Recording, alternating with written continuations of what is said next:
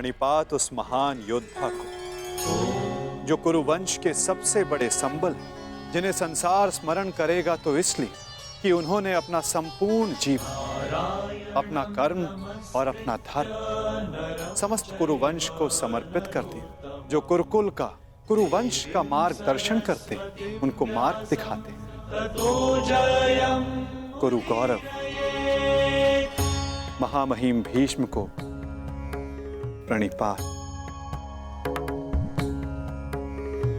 नारायणं नमस्कृत्य नरं प्रणिपात उस महान राजा को जो कुरुकुल का सर्वे सर्वा है, जो राष्ट्र का निर्माता है, उस महाराज धृतराष्ट्र को, इस शांति दूत कृष्ण का प्रणिपात। स्वस्ति।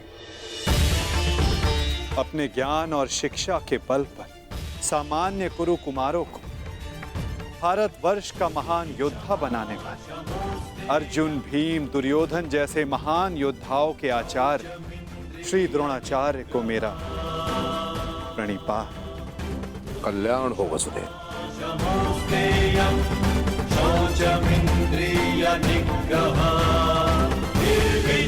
प्रणिपात उस महान हस्ती को जो अपने लक्ष्य संधान में प्रवीण है, जिन्होंने अपनी बहन के पुत्रों के लिए अपना राज्य त्याग किया, जो अपनी तीव्र बुद्धि और नीति से कुरु कुमारों का मार्गदर्शन करते हैं, उस गांधार नरेश को प्रणिपात।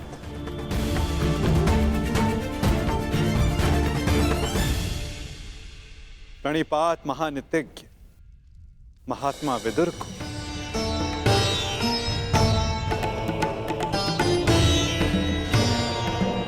प्रणिपात उन समस्त जनों को जो सभा में उपस्थित हैं, जो शांति के समर्थक हैं। प्रणिपात का अर्थ है अपना शीश झुकाना। हम सब अपनी संतानों को उन सब के समक्ष शीश झुकाना सिखाते हैं जिन्होंने अपने जीवन में महान कार्य किए, परंतु मैं आप सबके समक्ष प्रणिपात इसलिए नहीं कर रहा कि आप सब ने महान कार्य किए। मैं प्रणिपात इसलिए कर रहा हूं कि आप सब अब भी एक महान कार्य को संपन्न करने के लिए सक्षम हैं। वो महान कार्य जो कि एक महायुद्ध है, एक महाविनाश है, उससे मुक्ति पा, जिसके पश्चात एक महान शांति की स्थापना होगी, धर्म का उदय होगा। मुझे विश्वास है कि आप सभी कल आने वाले महाभारत के महाविनाश को देख सकते हैं, और यदि आप सब चाहें तो आर्यव्रत को इस विनाश से बचा भी सकते हैं। मुझे अधिक प्रसन्नता होगी कि आप सबके सहयोग से भारतवर्ष में होने वाले इस महाभारत से सबको बचा सकूं और मेरे यहाँ उपस्थित होने का लक्ष्य पूर्ण कर सकूं। मुझे पूर्ण विश्वास है कि आप सब में से कोई भी ये युद्ध नहीं चाहेगा।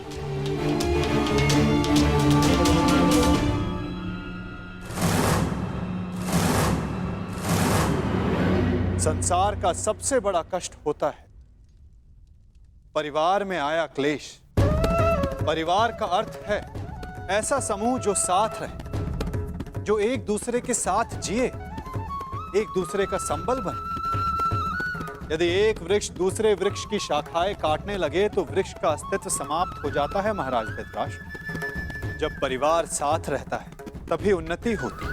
मेरी मंत्रणा यह है कि एक वंशज के अहंकार के लिए समूचे वंश को दांव पर लगाना उचित नहीं, क्योंकि यदि वंशज का अहंकार जीत भी गया तो वंश अपना अस्तित्व हार जाएगा। इसलिए मैं वासुदेव कृष्ण पांडवों की ओर से शांति दूत बनकर आया, शांति प्रस्ताव लाया। यह युद्ध केवल भाइयों के मध्य का संघर्ष नहीं होगा, बल्कि इस युद्ध में संपूर्ण भारतवर्ष भाग लेगा।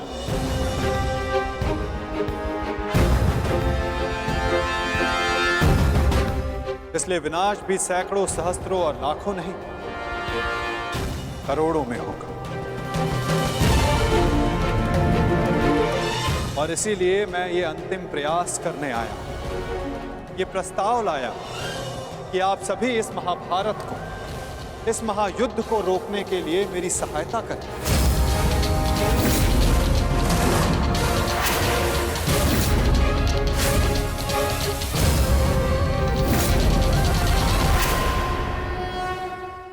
कि आप सभी इस महाभारत को, इस महायुद्ध को रोकने के लिए मेरी सहायता करें।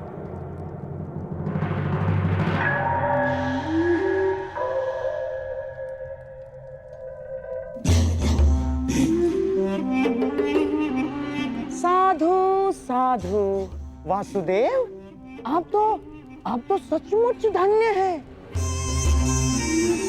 मुझे स्मरण नहीं होता कि कितना समय हो गया ऐसे शांतिपूर्ण वचन सुने हुए। मुझे तो ऐसा प्रतीत होता है वासुदेव कि आपके मुख से शब्द नहीं, फूल झड़ रहे हैं, फूल। मैं अभिभूत हो गया वासुदेव। और सच कहूं वासुदेव, मैं भी आपसे सहमत हूं।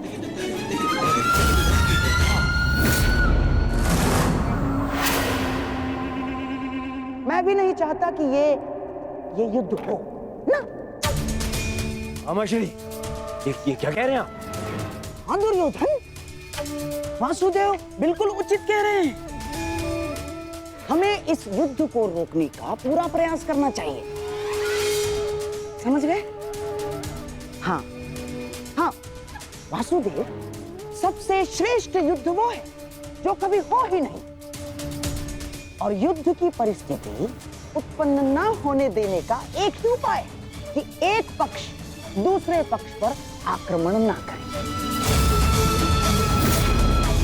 चलिए ठीक है, हम पांडवों पर आक्रमण नहीं करेंगे। परंतु वासुदेव, द्वारकाधीश, क्या आप यह आश्वासन दे सकते हैं कि पांडव भी हम पर कभी भी आक्रमण नहीं करेंगे? कभी भी। गांधार नरेश, आप आक्रमण के संदर्भ में बात कर रहे हैं और मैं यहां युद्ध की आवश्यकता को ही समाप्त करने के विषय में बोल रहा हूं। अच्छा ऐसा है। यदि ऐसा है वासुदेव, तो हम आपका प्रस्ताव सुनना चाहेंगे। हाँ, आप शांति दूत हैं तो संदेश तो लाए होंगे। और हाँ, ऊपर से आप शांति प्रस्तापित करना चाहते हैं। तो वासुदेव, शांति प्रस्तापित करने के लिए जिस समाधान की आवश्यकता होती है, वो समाधान भी लाए होंगे आप, है ना? बताइए, क्या है इसका समाधान? प्रत्येक युद्ध की नींव में अन्याय छिपा होता है गांधार राज, और अन्याय का केवल एक ही समाधान है, और वो समाधान है न्याय।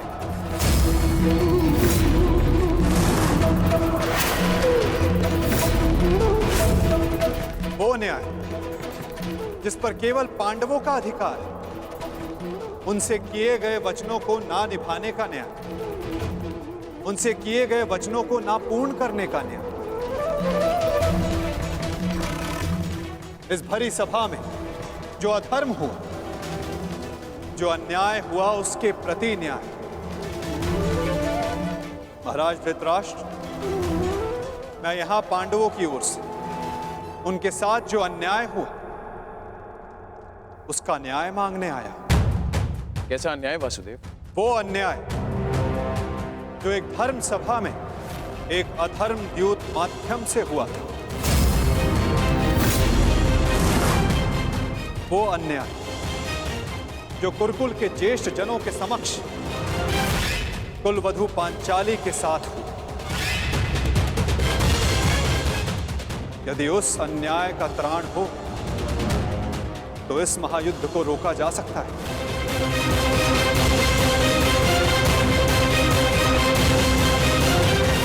कुरुकुल श्रेष्ठ महाराज धृतराष्ट्र, महामहिम भीष्म, मैं पांडवों की ओर से उस अन्याय के लिए न्याय मांगने आया हूं। स्मरण रहे महाराज, यदि आपने पांडवों को न्याय नहीं दिया, या तो उसे वो पुण्य से अर्जित कर लेंगे या फिर उसे छीन लेंगे।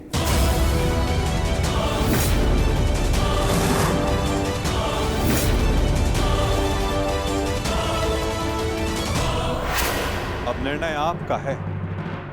वासुदेव, आप यहाँ शांति प्रस्ताव लेकर आए हैं या हमें धमकाने आए हैं?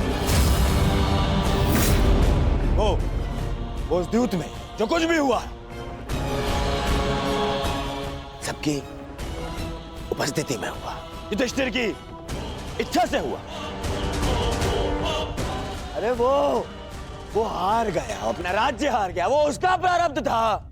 छलबद्ध अन्याय को प्रारब्ध नहीं कहा जा सकता युवराज। जिस प्रकार मंदिर में किया गया पाप पुण्य नहीं बन जाता, उसी प्रकार धर्मवीरों की उपस्थिति में सभा में किया गया धर्म नहीं बन जाता। धर्म कौन सा धर्म? कोई धर्म नहीं हुआ।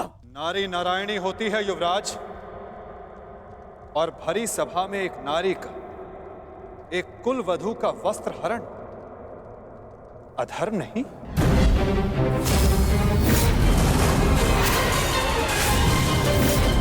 यदि तुम्हें विश्वास नहीं तो अपने ज्येष्ठों की झुकी दृष्टि से पूछो दुर्योधन। उन वस्त्रों से पूछो जो आपको आपके मन की नग्नता अनुभव कराने के लिए आपके शरीर से दूर हो गए। उन प्रतिज्ञाओं से पूछो जो पांडवों ने अपने भ्राताओं के विनाश के लिए मांगी। मैं प्रतिज्ञा लेता हूं, पर यही जंगल तोड़कर तुम्हारा प्राण दे लूंगा दुर्योधन। उस श्राप से पूछो जो द्रौपदी ने समस्त कुरुकुल को दी। इस सभा में उपस्थित वो हर व्यक्ति जिसने मौन रहकर ये अधर्म होते हुए देखा, उन्हें उनके मौन रहने का दंड मिलेगा। श्राप है ये अग्निसुता द्रौपदी का। परंतु यदि आप सब चाहें तो पांडव अपनी प्रतिज्ञा को त्याग देंगे। द्रौपदी अपना श्राप वापस ले लेंगे। बस आप सबको अपनी भूल का अनुभव करके पांडवों को केवल उनका अधिकार देना है।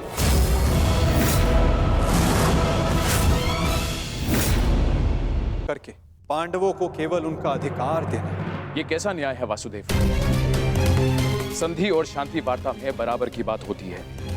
एक ओर से बंधन और शर्तें नहीं लादी जाती। न्याय की मांग ना बंधन है ना शर्त है महाराज, केवल एक निवेदन है। यदि ऐसा है तो मेरा निर्णय यह है कि दुर्योधन, मौन रहो।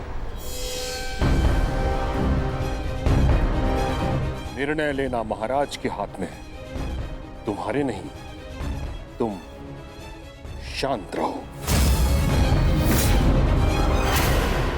राजा होने के नाते मेरा कर्तव्य है कि मैं सबकी बातें सुनूं ताछरी, अपने मंत्रणाकारों का सम्मान करूं। दुर्योधन युवराज है, हस्तिनापुर का भवी महाराज है, इसलिए इस संदर्भ में मैं अपने पुत्र और हस्तिनापुर के युवराज दुर्योधन को अपना निर्णय प्रस्तुत करने की अनुमति देता हूं।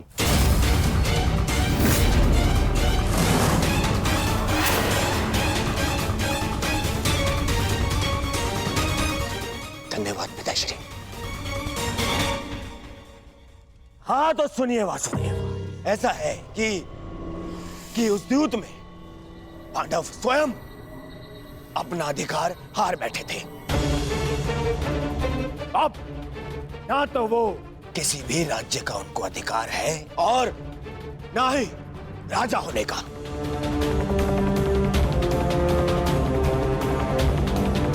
इसीलिए मैं दुर्योधन ये घोषणा करता हूं कि हस्तिनापुर आपका ये शांति प्रस्ताव ठुकराता है।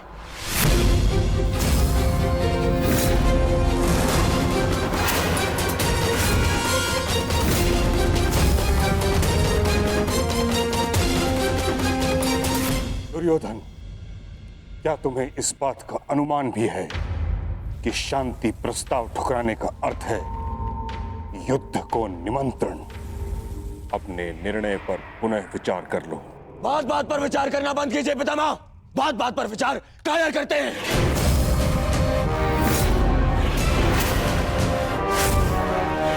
योद्धा का जन्म ही युद्ध के लिए होता है और मैं इस युद्ध के लिए प्रस्तुत हूं।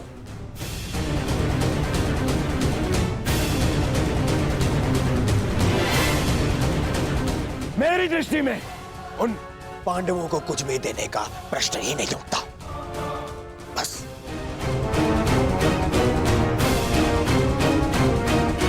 मैंने ये सभा समझौते के लिए रखवाई थी, न कि अपने ही अधिकार के त्याग के लिए। ये मेरा अंतिम निर्णय है। मैं उन पांडवों को इंद्रप्रस्थ नहीं दूंगा तो नहीं दूंगा।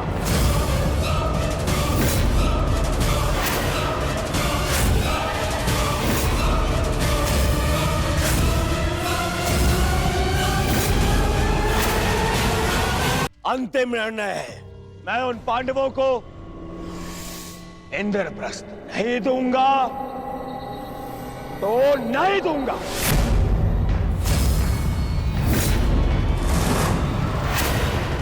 उचित है दुर्योधन, तुम इंद्रप्रस्थ रख सकते हो। उसकी सेना भी रख लो, अस्त्र शस्त्र रख लो, लाखों गाय अश्व, उसकी प्रजा भी रख लो, कोटि कोटि धन संपत्ति, जो कुछ भी पांडवों ने अपने परिश्रम से अर्जित किया था वो सब रख लो दुर्योधन। परंतु इस अन्याय के प्रतिकार स्वरूप केवल एक कार्य कर दो। प्रतीक के रूप पांचों पांडवों को 5 गांव दे दो।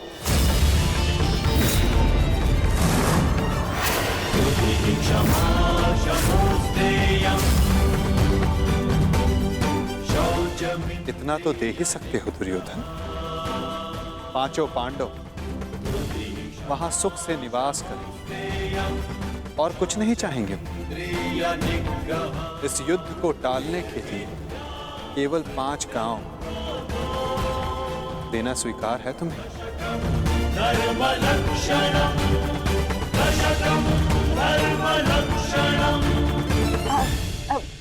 वासुदेव वासुदेव वासुदेव,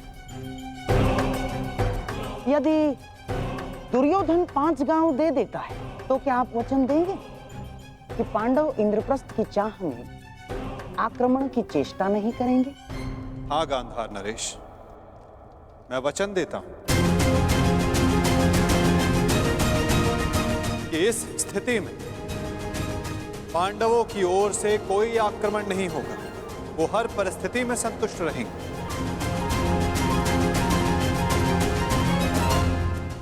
कह दो दुर्योधन, इससे अच्छा प्रस्ताव कोई नहीं होगा।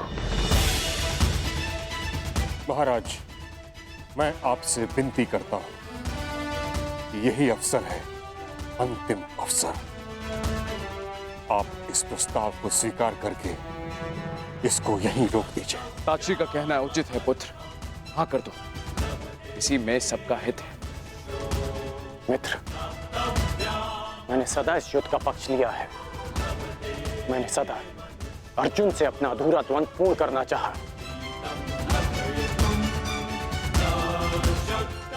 मैं अपना अधूरा द्वंद्व कभी और पूर्ण कर लूंगा। इस समय पूरे भारतवर्ष को महाविनाश से बचाने की आवश्यकता है। हाँ कह दो मित्र।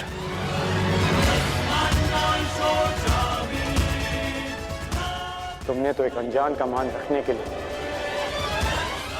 उसे अंगराज बना दिया, तो लाखों के प्राणों को बचाने के लिए 5 गांव दे दो मित्र। देख रहे हैं वासुदेव, मेरे मित्र अंगराज मेरे साथ है।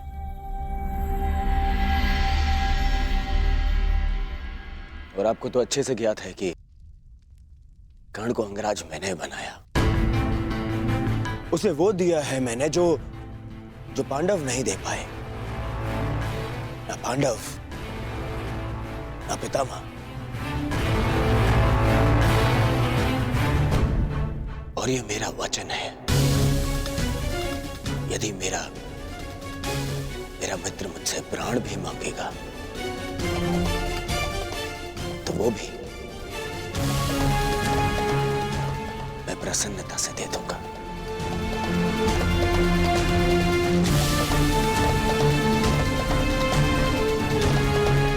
परंतु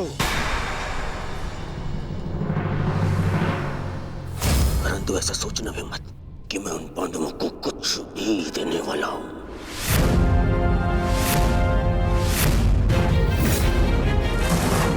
पता है, बचपन से मुझे यही आभास कराया गया है कि मेरा किसी भी वस्तु में कोई अधिकार नहीं, ना अपने पिता के राज्य पर, ना सिंहासन पर। जो भी मिले या तो दे दो या उन पांडवों के साथ में बांट लो। और तुम अधिकार की बात करते हो वासुदेव, तो बताओ मुझे, मेरा अधिकार उन पांडवों ने मुझे कब दिया? कब? गुरु का प्रेम, महामहिम का वात्सल्य किसी को मिला तो वो उन पांडवों को, मुझे नहीं। मेरे पिता के राजा होने पर, युवराज पद पर किसी का अधिकार था तो वो मेरा था, परंतु मुझे नहीं मिला। वो मिला उस युधिष्ठिर को। दुर्योधन की बात तर्कसम्मत है वासुदेव। युवराज राजा का पुत्र ही बनता है और यही नीति है। आप तो कभी वास्तविक राजा थे ही नहीं महाराज। आप तो आज भी हस्तिनापुर के केवल कार्यकारी नरेश। आपका राज्य अभिषेक भी नहीं हुआ। और रही बात नीति की, तो कुल वधू का वस्त्र हरण, उसका अपमान कहां की नीति है? पांडवों का पक्ष लेना बंद करो ग्वाले। मैंने उस द्रौपदी को धर्म पूर्वक द्यूत में जीतकर उसे अपनी दासी बनाया। उसका वस्त्र हरण करना मेरा अधिकार था, क्योंकि जो दासी अपने स्वामी की आज्ञा का पालन ना करे वो दंड की अधिकारिणी होती है। नारी केवल सम्मान की अधिकारिणी है दुर्योधन।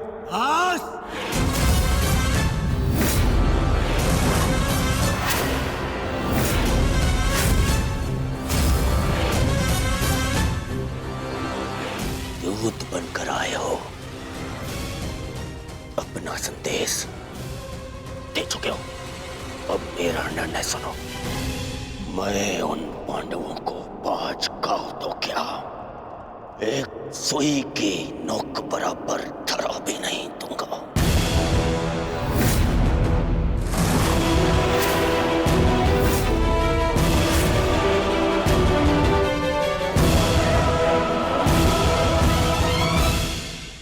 मैंने तुम्हारा संदेश भली भांति समझ लिया है युवराज। अब वही होगा जो तुम चाहते हो दुर्योधन।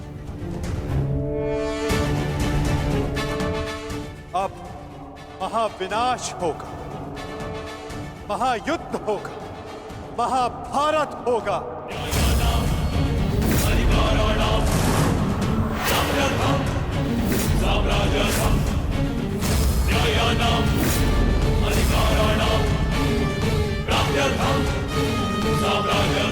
प्रणिपात।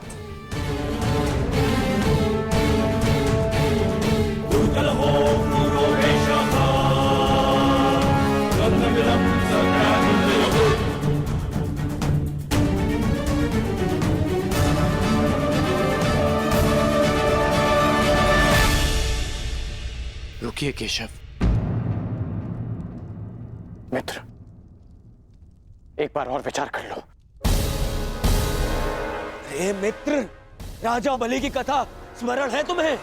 वो मायावी वामन मुझसे 3 पग मांगने आया था। 3 पग भूमि, और उस 3 पग में उस वामन ने न केवल तीनों लोक नाप लिए, बल्कि उस बलि का नाश भी कर दिया।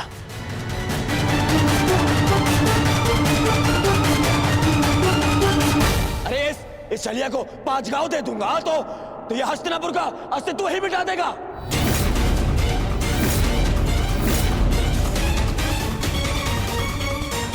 अखंडी कृष्ण, तुम्हारी मीठी मीठी बातों का प्रभाव इन पर पड़ सकता है,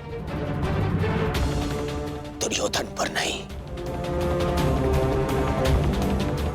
तो फिर मैं प्रस्थान करता हूं।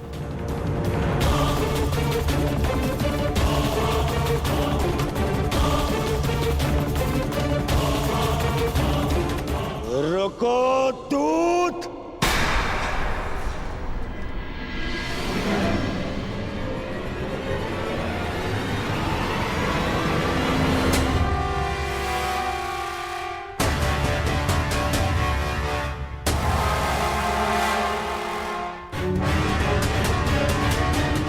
मैंने तुम्हें जाने की आज्ञा नहीं दी है अभी।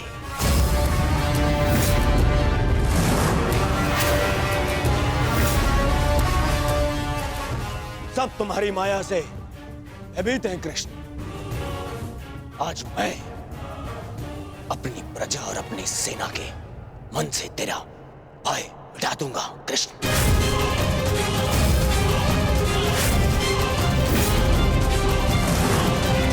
तुम हस्तिनापुर से बाहर नहीं जाओगे।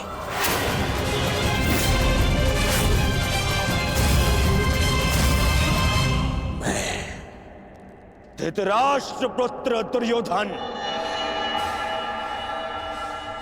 तुम्हें अभी और इसी क्षण बंदी बनाता हूं वासुदेव।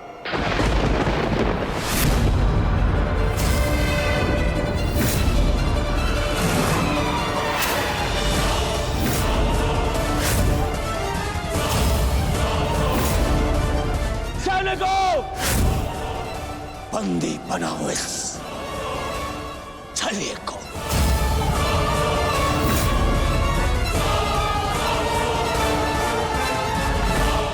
अपने पुत्र को सीमा में रहने का अर्थ सिखाइए महाराज।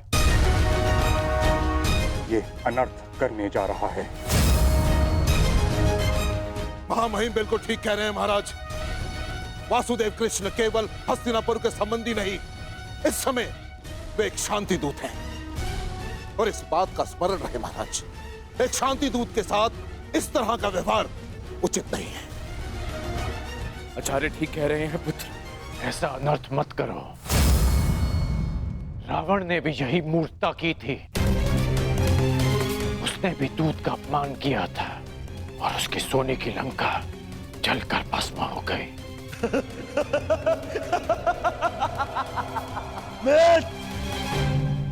रावण मूर्ख था जो सामान्य रस्सी से हनुमान को बांधने चला था, परंतु मैंने इस विशेष दूत के लिए एक विशेष धातु की श्रृंखला बनवाई है।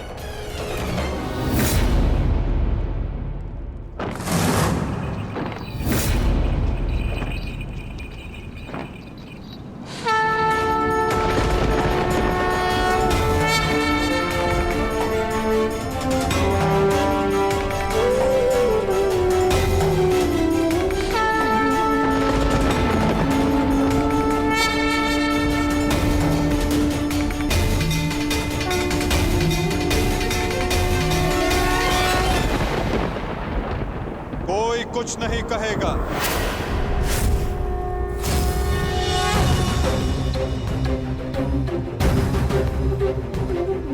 मेरा आप सबसे निवेदन है कि मेरे और दुर्योधन के मध्य में ना आए और साक्षी बने इस क्षण के। इसे भान नहीं कि ये क्या कर रहा है, जिसके जन्म के पश्चात जिसे बंदी गृह की बेड़ियां ना बांध सके, सैनिकों का पहरा ना रोक पाए, आज तुम उसे बांधने चले हो दुर्योधन। सामर्थ्य है तुम्हें तो बढ़ो आगे, हो सके तो साधो मुझे दुर्योधन, अपने इन श्रृंखलाओं में बांधने का प्रयास करो।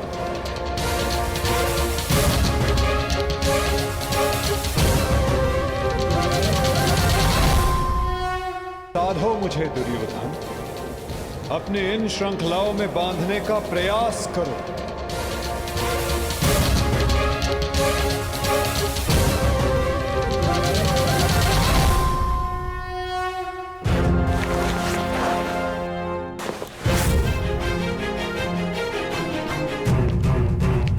उठो उस तेरे को।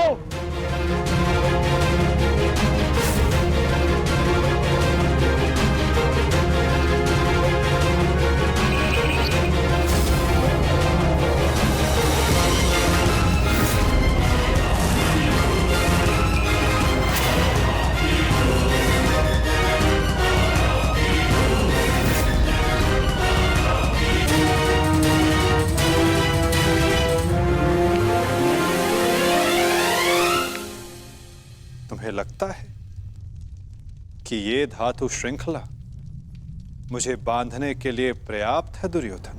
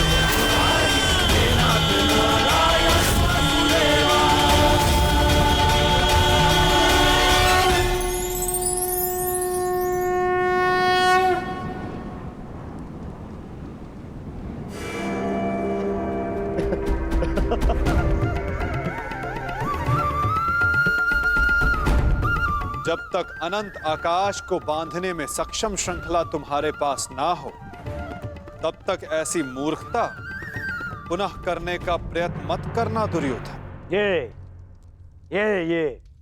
छल, ये माया, यही है ना तुम्हारे अस्त्र छल ये। परंतु मुझे तुमसे या तुम्हारे इस माया से डर नहीं लगता। हर लूंगा मैं तुम्हारे और उन पांडवों के प्राण।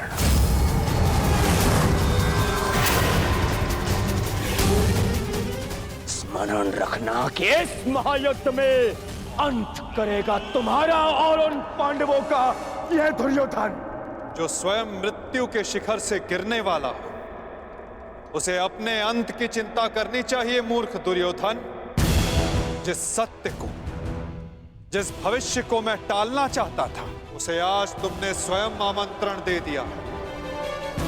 और सत्य ये कि इस महायुद्ध के अंत में तुम्हारे पापों और तुम्हारे पाप में भागीदार रहे प्रत्येक का अंत होगा। ये युद्ध अंत होगा।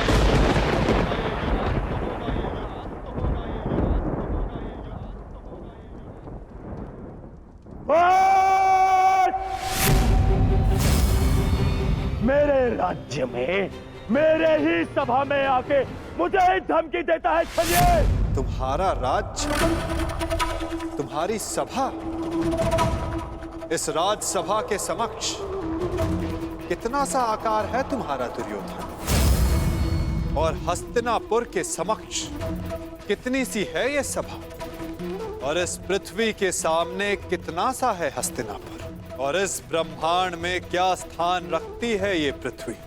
यदि मनुष्य का अभिमान और दम उसके आकार से अधिक बड़ा हो जाए तो वही मनुष्य को स्वयं अपने बोझ से मार डालता है, और तुम्हारे अंत का कारण भी यही अभिमान होगा दुर्योधन, और तुम्हारा अंत भी तुम्हारे इसी अभिमान से होगा दुर्योधन।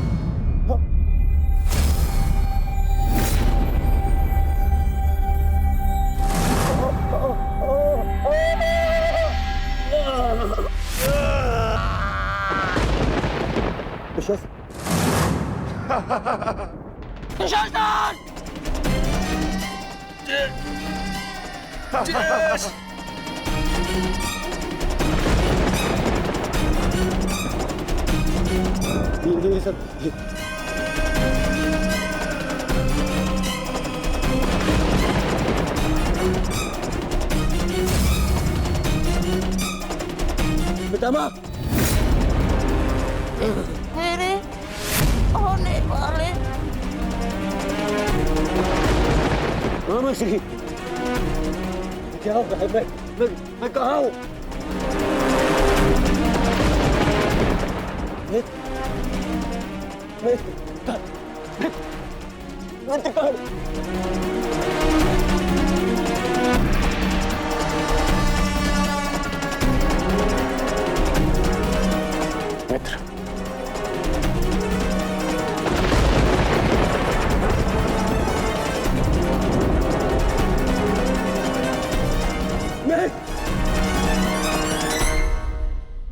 का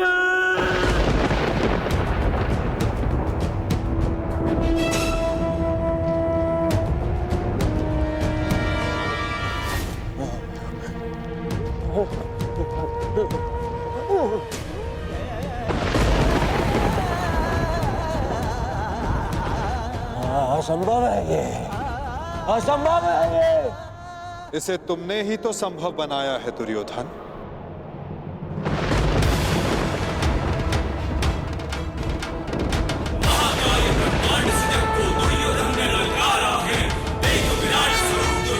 महाविनाश अब आता है, कमल नयन में देख आज भड़की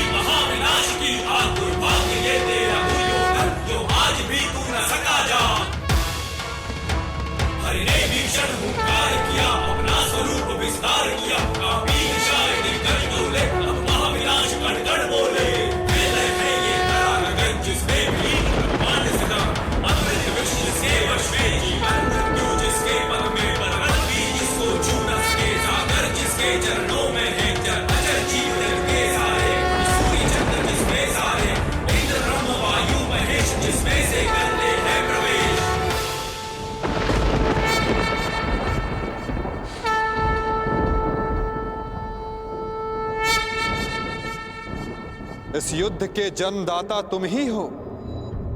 ध्यान से देखो इसे, ये कुरुक्षेत्र है। ये तुम्हारे अहंकार का परिणाम है दुर्योधन। तुम्हारे छल का निष्कर्ष है ये तुम्हारे मद का, तुम्हारे कर्मों का फल है दुर्योधन। ये उस पाप का परिणाम है दुर्योधन जो भरी सभा में याज्ञसेनी के साथ हुआ।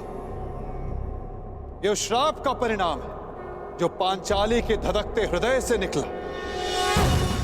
देखो मूर्ख, मृत्यु तुम्हें पराजित कर चुकी है और तुम विजय का स्वप्न देख रहे हो।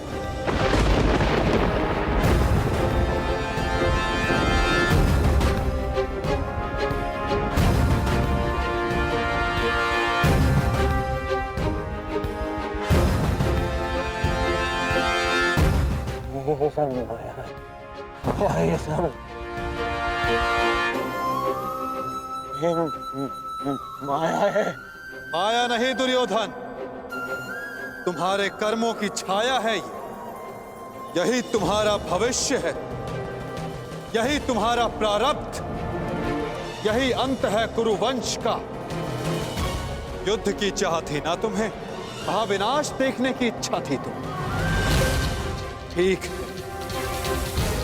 युद्ध मिलेगा तुम्हें, महाविनाश देखोगे तुम। तुमसे पहले भी बहुत अहंकारी आए और उनका भी अंत मैंने इसी प्रकार किया। मनुष्य क्या, मैं तो सौर मंडल का सृजन और विनाश करता हूं। देखना चाहोगे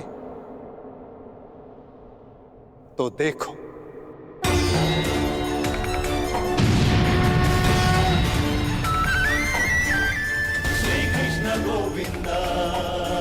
उधर देखो दुर्योधन।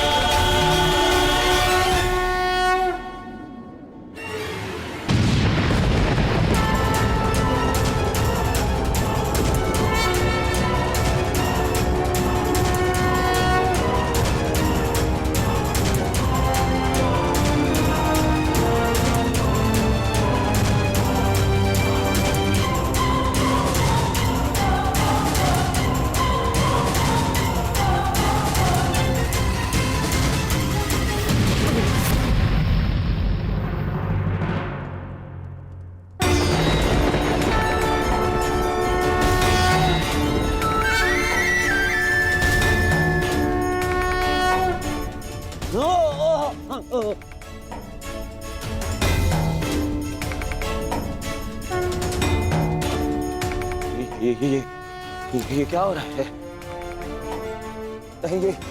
ये सब मिथ्या है। ये मिथ्या है। ये मिथ्या तुम्हारा अहंकार है दुर्योधन। मिथ्या ये सभा है। सत्य तो वो है जो तुम कभी समझ ही नहीं पाए। वो सत्य जो मैंने अभी तुम्हें दिखाया।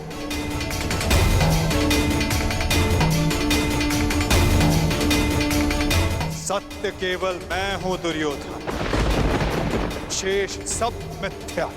ये सब माया है। तुम साधारण मनुष्य हो और कुछ नहीं हो। आश्चर्य है, परंतु इसमें तुम्हारा क्या दोष? जब मनुष्य में अहंकार तो वो सत्य केवल आकार से पहचानता है।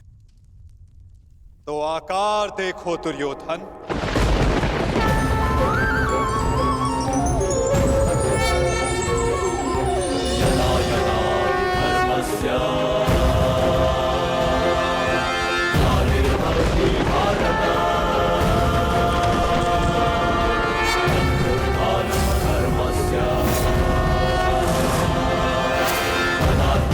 सृजाम्यहम्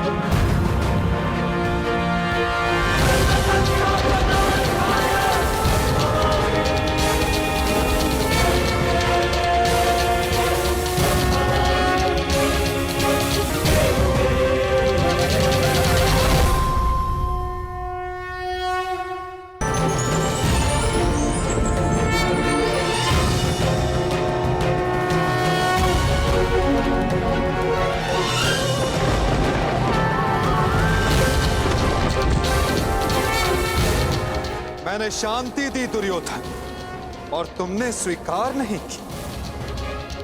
मैंने मैत्री दी, परंतु अपने अहंकार के आगे तुम्हें मैत्री का मूल्य समझ नहीं आया।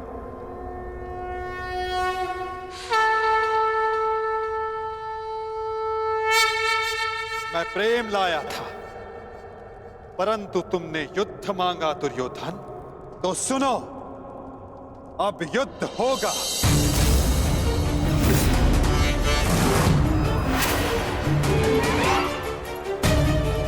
मैं जीवन का संदेश लाया था, तुमने मृत्यु का विकल्प चुना, तो मैं मृत्यु दूंगा।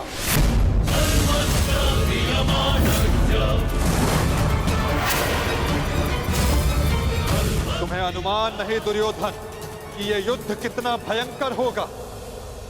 महासंहार होगा, पापियों के प्रत्येक भागीदार का अंत होगा यह महाभारत।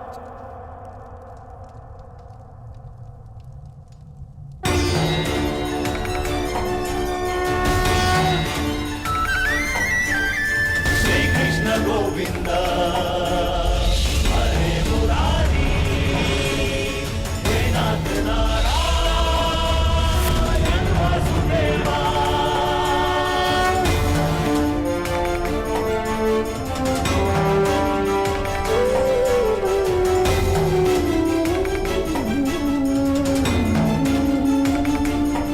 अश्वत्थामा! हे नाथ नारायण वासुदेवा, श्री कृष्ण गोविंद हरे मुरारी, हे नाथ नारायण वासुदेवा, श्री कृष्ण गोविंद हरे मुरारी। बाण संधान करो पार्थ, मुक्त करो राधे को।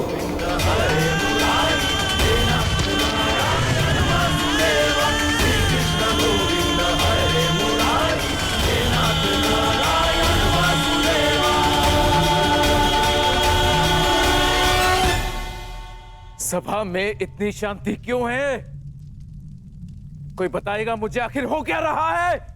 सत्य देखने के लिए तन के दृष्टि की नहीं, मन के दृष्टि की आवश्यकता होती है धृतराष्ट्र।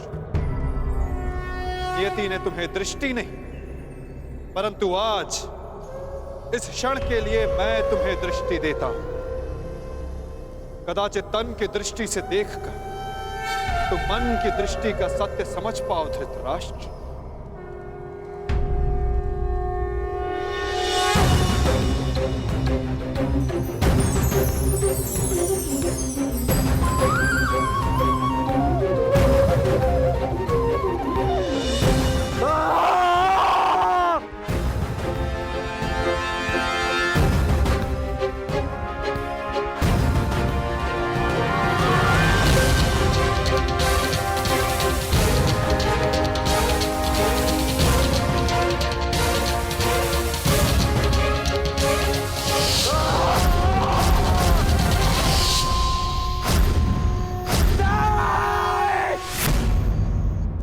नहीं चाहिए ये दृष्टि मुझे, वापस ले लो। ये क्या अनर्थ दिखा दिया मुझे। वासुदेव, ले लो, वापस ले लो।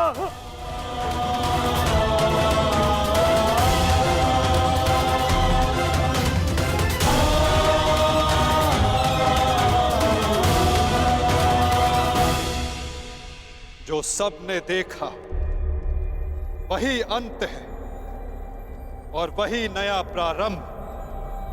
परंतु ये आप सबको स्मरण तब होगा जब ये वास्तविक में आप सबके साथ घटित होगा।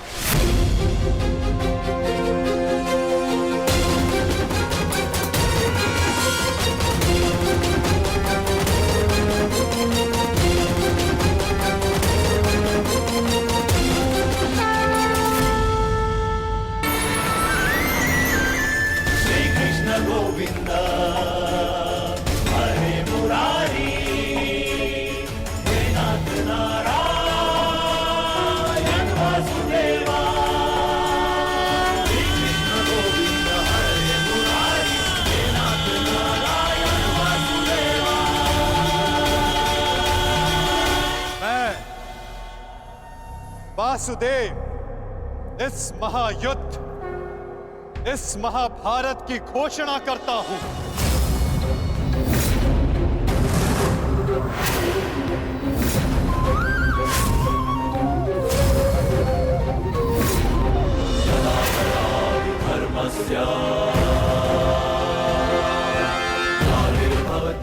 स्मरण रखना दुर्योधन, तुम्हारे इस अभिमान के साथ साथ तुम भी इस धरा पर ऐसे गिरोगे कि कभी उठ नहीं पाओगे।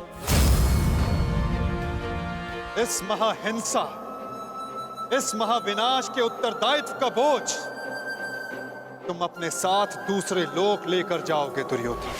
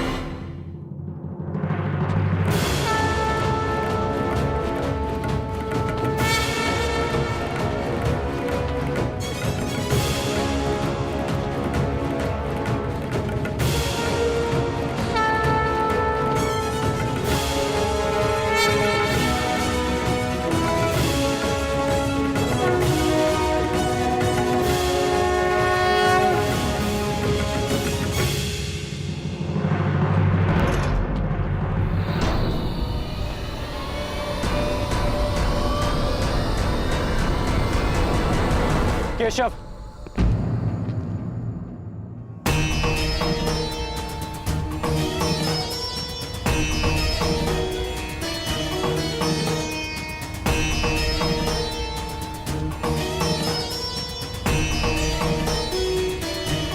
मुझे सदा से भान था कि आप साधारण मनुष्य नहीं हैं।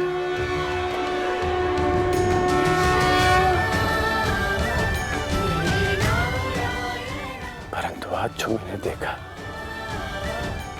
उसके पश्चात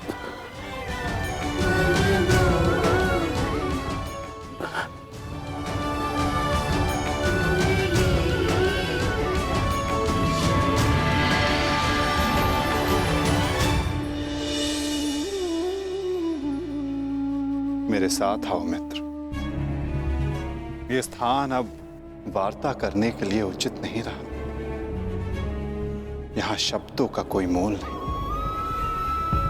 यहां शब्द केवल सुने जाते, समझे नहीं जाते। आओ मेरे साथ।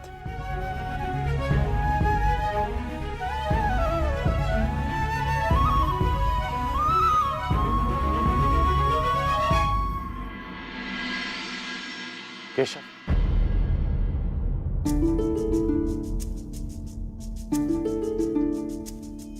शांति न्याय, एक बार आप मेरे सारथी बने थे,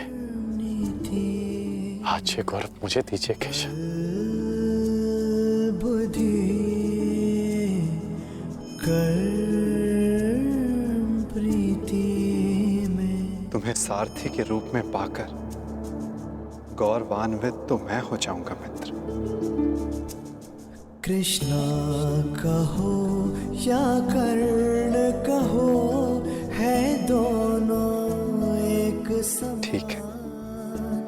कृष्णा कहो या कर्ण कहो, है दोनों एक समान।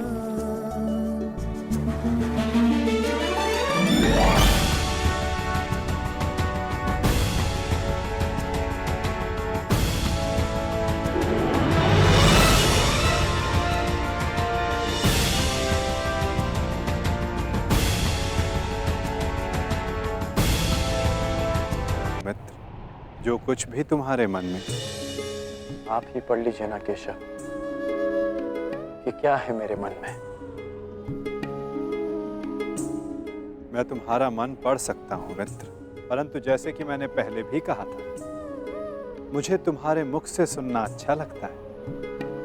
अब कह भी दो मित्र, क्या है तुम्हारे मन में? इस समय जो मेरे मन में चल रहा है वो ये है कि आपने मुझे पांडवों के पक्ष में आने का प्रस्ताव दिया था। हाँ, और तुमने उस प्रस्ताव को अस्वीकार कर दिया था। हाँ, परंतु मैंने कभी नहीं सोचा था कि मेरा ये निर्णय मुझे आपके विपक्ष में खड़ा कर देगा। केशव, आपको तो युद्ध का परिणाम पता है ना केशव। किसी अनहोनी के होने से पहले उसका ज्ञात हो जाना, क्या वो आपको पीड़ा नहीं देता केशव? मनुष्य संतोष से इसलिए जीता है क्योंकि वो नहीं जानता कि अगले पल क्या होने वाला है। वो नहीं जानता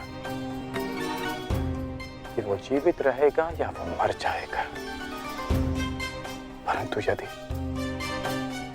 उसे ज्ञात हो जाए कि अगले पल क्या होगा या वो कब मर जाएगा, तो आपको नहीं लगता कि उसके आने वाले पल भय और चिंता में बीतेंगे?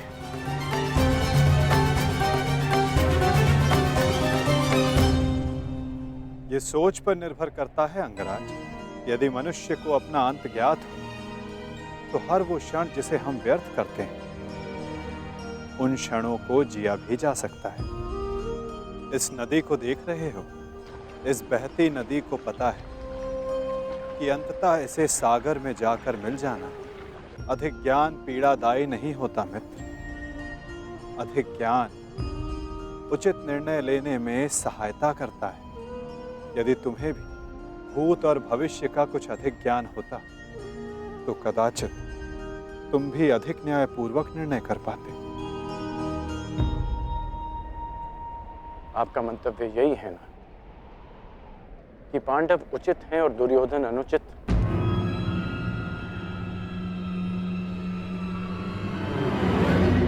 क्षमा कीजिएगा, परंतु मैं आपकी इस बात से सहमत नहीं हूं।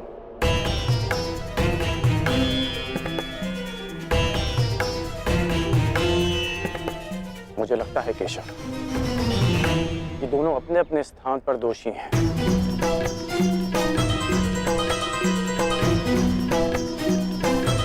और इसी कारण से दोनों अपनी अपनी दृष्टि में निर्दोष और सही हैं। यदि दोनों ही दोषी हैं, तो तुम निष्पक्ष क्यों नहीं हो जाते मित्र? क्योंकि मुझे लगता है